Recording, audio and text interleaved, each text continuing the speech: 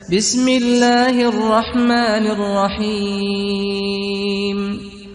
اللہ اللہ اللہ اللہ اللہ اللہ اللہ اللہ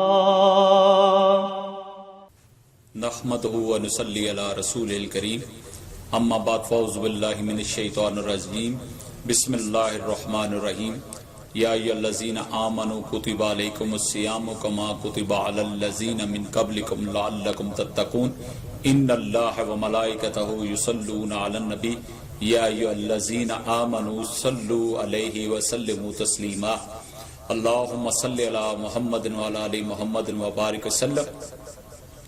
حضرات، آج میں آپ سب دوستوں سے مخاطب ہوں۔ رمضان شریف کا مقدس بابرکت مہینہ، جس مہینے کے بارے میں رب نے کہا یہ میرا مہینہ ہے، میں نے قرآن پاک کی آیت کریمہ تلاوت کرنے کی سعادت حاصل کی ہے۔ اے ایمان والو، ہم نے آپ پر روزے فرض کیے ایسے جیسے کہ آپ سے پہلی امتوں پر روزے فرض کیے گئے تاکہ تم متقی بن جاؤ۔ روزہ ایک بہت بڑی عبادت ہے۔ روزہ بھوکا رہنا، پیاسا رہنا کا نام نہیں ہے۔ روزہ رکھنے کے بعد انسان کے دل میں ایک احساس پیدا کرنے کے لیے بھوک اور پیاس رکھی جاتی ہے۔ حالانکہ بھوک اور پیاس رب میرا نہ کھاتا ہے نہ پیتا ہے، چند گھنٹے کے لیے رب کی یہ صفت رب اپنے بندے میں پیدا کرتا ہے کہ اے بندے، تو مجھ سے محبت کرتا ہے اور تو میری عبادت کرتا ہے اور مجھ ہی سے مانگتا ہے، تو چھوڑ دے اس ٹائم سے، نماز فجر سے لے کر سحری سے لے کر نماز مغرب کی اذان تک میرے لیے کھانا پینا چھوڑ دے۔ چنانچہ جو اللہ کے لیے کھانا پینا چھوڑ دیتے ہیں تو ان کے دل میں احساس پیدا ہوتا ہے۔ کھانا پینے سے مراد یہ نہیں ہے کہ آپ نہ کھائیں نہ پئیں نہ نماز پڑھیں نہ کوئی نیکی کا کام کریں، نہیں۔ کھانا پینا چھوڑنا ہے، بھوکا رہنا ہے، تو اس کا طریقہ کار یہ ہے کہ آپ روزہ رکھتے ہوئے اس کے جو معاملات ہیں ان کو بھی اس معاشرے میں کریں۔ کیا آپ میں غصہ ختم ہو جانا چاہیے، آپ اپنے نفس پر قابو کر لیں، آپ کے اندر ایک احساس پیدا ہو جائے کہ جو غریب ہے، جو نہ کھاتا ہے نہ پیتا ہے، جس کو کم کھانا ملتا ہے، وہ دو ٹائم بھوکا رہتا ہے، ان پہ کیا گزرتی ہے۔ آپ کے اندر یہ احساس پیدا ہو جائے، جب یہ احساس پیدا ہو جائے گا تو معاشرہ بننا شروع ہو جاتا ہے۔ روزہ عبادت ہے، یہ جہنم سے ڈھال ہے، جہنم سے بچنے کے لیے ایک بہت بڑا ڈھال ہے۔ نبی کریم صلی اللہ علیہ وسلم نے 30 یا 29 روزے رکھے اور آپ صلی اللہ علیہ وسلم کا ارشاد مبارک ہے کہ روزہ ایک اعلیٰ عبادت ہے۔ یہ رکھنے سے انسان کے اندر تقوی پیدا ہوتا ہے کہ یہ ایک ایسی عبادت ہے کہ کسی کو نہیں پتا ہوتا سوائے اللہ کی ذات کو۔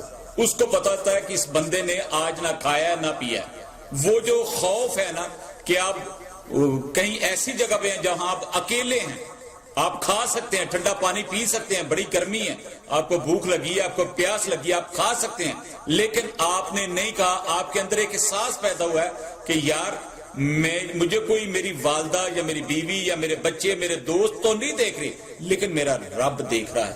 یہ وہ احساس ہے جب انسان کے اندر 30 یا 29 دن میں جب یہ احساس پیدا ہو جاتا ہے تو پھر آنے والے 11 ماہ میں بھی یہ احساس رہتا ہے۔ یہی احساس اجاگر کرنے کے لیے اللہ نے کہا اے ایمان والو، میں نے تم پر روزے فرض کیے ہیں۔ اے ایمان والوں یعنی جن میں ایمان لائے ان مومنوں، آپ پر روزے فرض کیے ہیں۔ اور یہ صرف سخت عبادت آپ کے لیے نہیں ہے بلکہ آپ سے پہلی امتوں پہ بھی کی تھی۔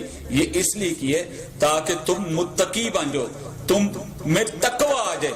اللہ تعالیٰ جو میں نے بیان کیا ہے مجھے اس پر آپ سب کو عمل کرنے کی توفیق دے، اور رمضان المبارک کی جو بہاریں وہ اس کو آپ بھرپور طریقے سے لوٹیں اور اس بھرپور برکات کا فائدہ اٹھائیں۔